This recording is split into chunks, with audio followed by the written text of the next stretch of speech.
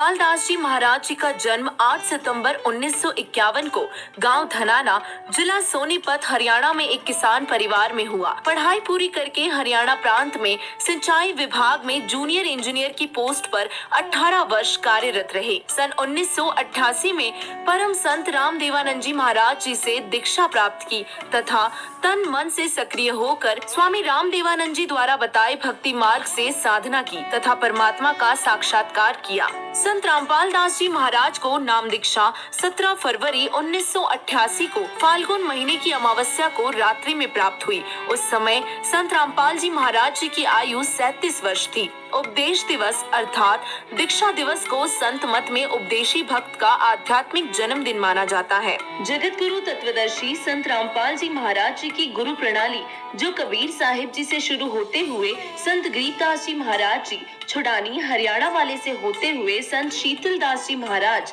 गांव बरहाना, जिला झज्जर, हरियाणा, संत ध्यान दास जी महाराज, संत रामदास जी महाराज, संत ब्रह्मानंद जी महाराज गांव करौथा, जिला रोहतक, हरियाणा, संत जुगदानंद जी महाराज, संत गंगेश्वर नंद जी महाराज गांव बाजीतपुर, दिल्ली, संत चिदानंद जी महाराज जी गांव गोपालपुर, सोनीपत, हरियाणा, स्वामी रामदेवानंद जी महाराज तलवंडी भाई, फिरोजपुर, पंजाब तक एक ऐसी महान गुरु प्रणाली में दीक्षित संत है।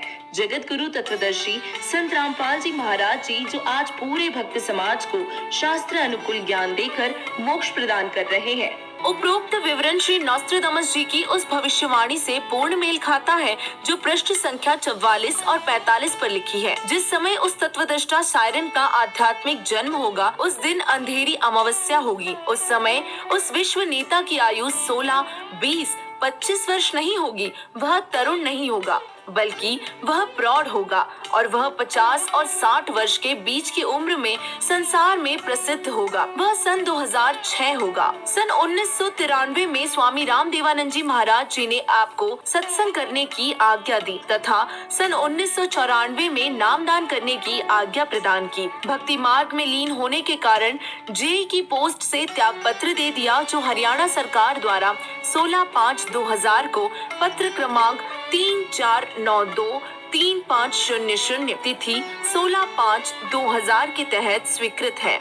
सन 1994 से सन 1998 तक संत रामपाल जी महाराज ने घर घर, गांव गांव, नगर नगर में जाकर सत्संग किया। बहुत संख्या में अनुयायी हो गए और साथ साथ ज्ञानहीन संतों का विरोध भी बढ़ता गया। सन 1999 में गांव करोथा, जिला रोहतक, हरियाणा में सतलोक आश्रम करोथा की स्थापना की तथा 1 जून 1999 से 7 जून 1999 तक परमेश्वर कबीर जी के प्रकट दिवस पर 7 दिवसीय विशाल सत्संग का आयोजन करके आश्रम का प्रारंभ किया तथा महीने की प्रत्येक पूर्णिमा को 3 दिन का सत्संग प्रारंभ किया। दूर दूर से श्रद्धालु सत्संग सुनने आने लगे तथा तत्व ज्ञान को समझकर बहुसंख्या में अनुयायी बनने लगे। चंद दिनों में संत रामपाल जी महाराज जी के अनुयायियों की संख्या लाखों में पहुंच गई और जिन ज्ञानहीन संतों व ऋषियों के अनुयायी संत रामपाल जी महाराज जी के पास आने लगे तथा अनुयायी बनने लगे, फिर उन अज्ञानी आचार्यों तथा संतों से प्रश्न करने लगे कि आप सर्व ज्ञान अपने सदग्रंथों के विपरीत बता रहे हो।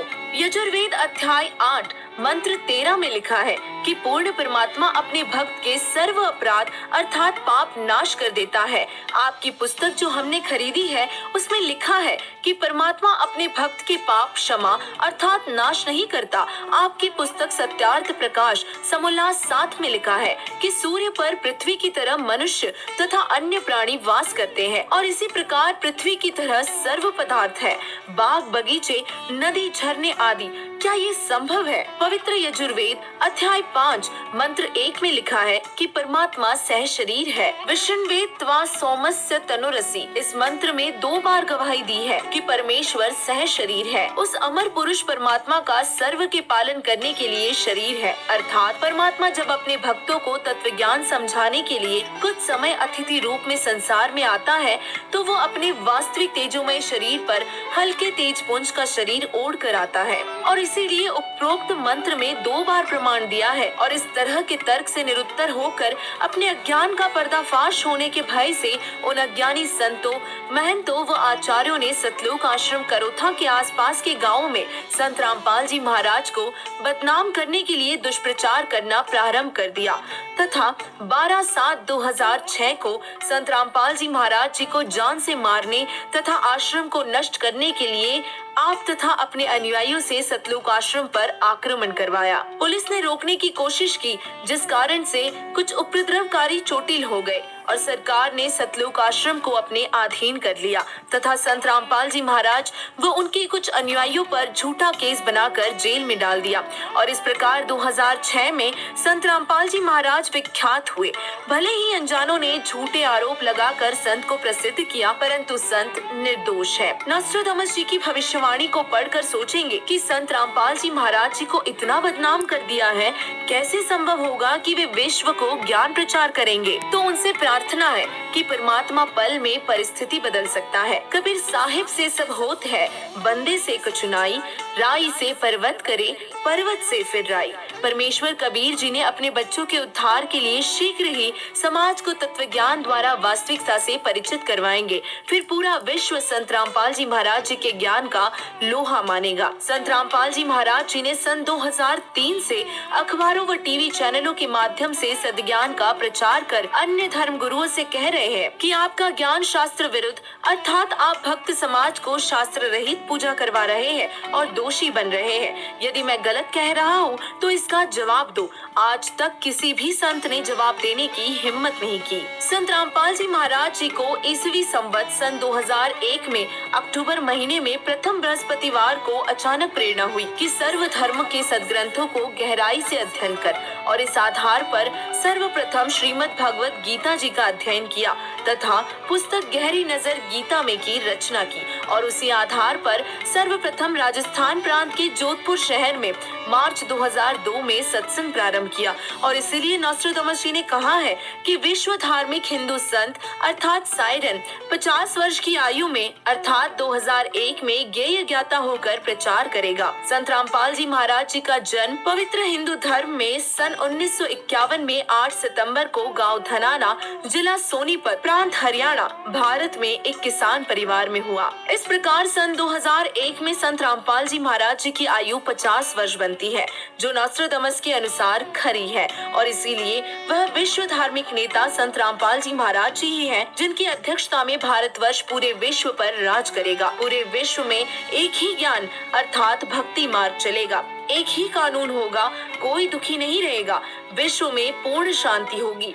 जो विरोध करेंगे अंत में वे भी पश्चाताप करेंगे तथा तत्व ज्ञान को स्वीकार करने पर विवश होंगे और सर्व मानव समाज मानव धर्म का पालन करेगा और पूर्ण मोक्ष प्राप्त करके सतलोक जाएंगे। यही प्रमाण संत गरीबदास जी छुड़ानी, जिला झज्जर, हरियाणा वाले ने दिया है। ग्रीब सदगुरु दिल्ली मंडल आईसी, सूती धरणी सोम जगाईसी। परमात्मा की भक्ति बिना कंजूस हो गए व्यक्तियों को जगाएगा। गांव धनाना, जिला सोनीपत, पहले दिल्ली शासित क्षेत्र में पड़ता था और इसीलिए संत गरीबदास जी महाराज जी ने कहा है कि सदगुरु अर्थात वास्तविक ज्ञान जानने वाला संत अर्थात तत्वदृष्टा संत दिल्ली मंडल में आएगा। फिर कहा है कि साहिब कबीर तख्त खवासा, दिल्ली मंडल लीजे वासा।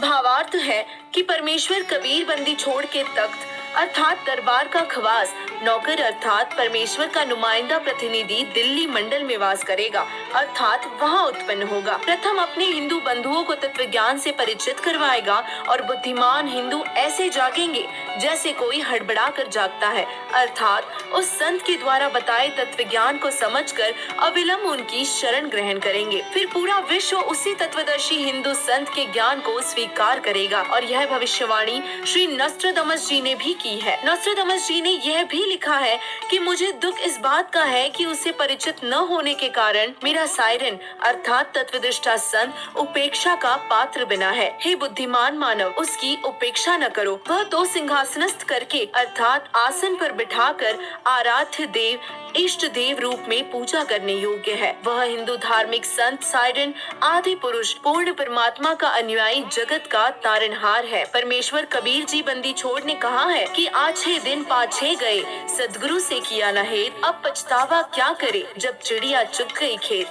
सर्व मानव समाज से प्रार्थना करते हैं कि पूर्ण संत रामपाल जी महाराज जी को पहचानो तथा अपने व अपने परिवार का कल्याण करवाओ, अपने रिश्तेदारों तथा दोस्तों को भी बताओ तथा पूर्ण मोक्ष पाओ। स्वर्ण युग प्रारंभ हो चुका है और लाखों पुण्य आत्माएं संत रामपाल जी महाराज जी तत्वदर्शी संत को पहचान कर सत भक्ति कर रहे हैं। वे अति सुखी हो गए हैं, सर्व विकार छोड़कर निर्मल जीवन जी रहे हैं।